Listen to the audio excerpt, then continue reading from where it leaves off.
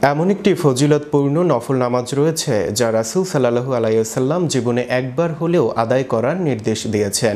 নিয়মিত এই নামাজের আমল একজন মুমিনকে গুনাহ থেকে পবিত্র করে আল্লাহর নৈকট্য লাভের পথ সুগম করে। বিস্তারিত থাকছে ডেস্ক রিপোর্টে। এমন একটি ফজিলতপূর্ণ নফল নামাজ রয়েছে যা রাসূল সাল্লাল্লাহু আলাইহি ওয়াসাল্লাম জীবনে একবার হলেও আদায় করার নির্দেশ দিয়েছেন। নিয়মিত এই নামাজের আমল একজন মুমিনকে গুনাহ থেকে পবিত্র করে আল্লাহর নৈকট্য লাভের পথ সুগম করে। সালাতুত তাসবিহ, তাসবিহের নামাজ। সালাত শব্দের অর্থ নামাজ, আর তাসবিহ বলতে সুবহানাল্লাহি ওয়াল হামদুলিল্লাহি ওয়ালা ইলাহা ইল্লাল্লাহু আল্লাহু আকবার শব্দগুলো বোঝানো হয়েছে।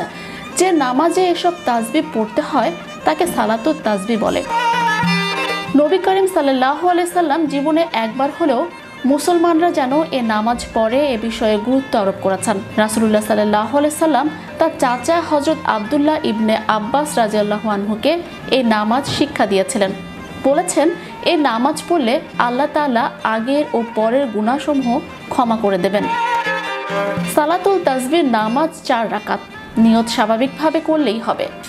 আমি 4 রাকাত নফল নামাজ সালাতুল তাসবিহ পড়ছি। প্রতি রাকাতে সূরা ফাতিহার পর যে কোনো সূরা পড়তে হবে।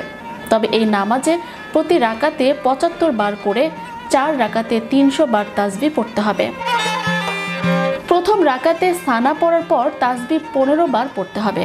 তারপর স্বাভাবিক নিয়মে সূরা ফাতিহা ও অন্য আরেকটি সূরা পড়ার পর তাসবিহ 10 বার পড়তে হবে। রুকুতে গিয়ে রুকুর তাসবিহ পড়ার পর তাসবিহ 10 বার পড়তে হবে। রুকু থেকে দাঁড়িয়ে রাব্বানা লাকাল হামদ পড়ার পর তাসবিহ 10 বার পড়তে হবে। সিজদায় গিয়ে সিজদার তাসবিহ পড়ার পর তাসবিহ 10 বার পড়তে হবে। প্রথম সিজদা থেকে বসে তাসবিহ 10 বার পড়তে হবে। আবার সিজদায় গিয়ে সিজদার তাসবিহর পর তাসবিহ 10 বার পড়তে হবে। এভাবে প্রতি রাকাতে মোট 75 বার এ তাসবিহ পাঠ করতে হবে। একইভাবে দ্বিতীয়, তৃতীয় ও চতুর্থ রাকাত পড়তে হবে। তবে কোনো এক স্থানে তাসবিহ পড়তে সম্পূর্ণ ভুলে গেলে বা ভুলে নির্দিষ্ট সংখ্যার চেয়ে কম পড়লে পরবর্তী যে রুকুনেই স্মরণ আসুক সেখানে সংখ্যার সঙ্গে এই ভুলে যাওয়া সংখ্যাগুলো আদায় করে নেবে। এভাবেই এই নফল নামাজ সম্পন্ন করতে হবে। সালাতুল তাসবিহ পড়ে জুমার রাতে দোয়া করলে আল্লাহ তাআলা ফেরান না। এটা পরীক্ষিত আমল। জীবনের যে কোনো সমস্যায় আল্লাহই সমাধান করতে পারেন, কিন্তু আমরা আল্লাহ থেকে চেয়ে নিতে পারি না। আল্লাহর কাছে চাইলেই আল্লাহ খুশি হন। যে আল্লাহর কাছে চায় না, আল্লাহ তার উপর অসন্তুষ্ট হন। Channel Europe news desk.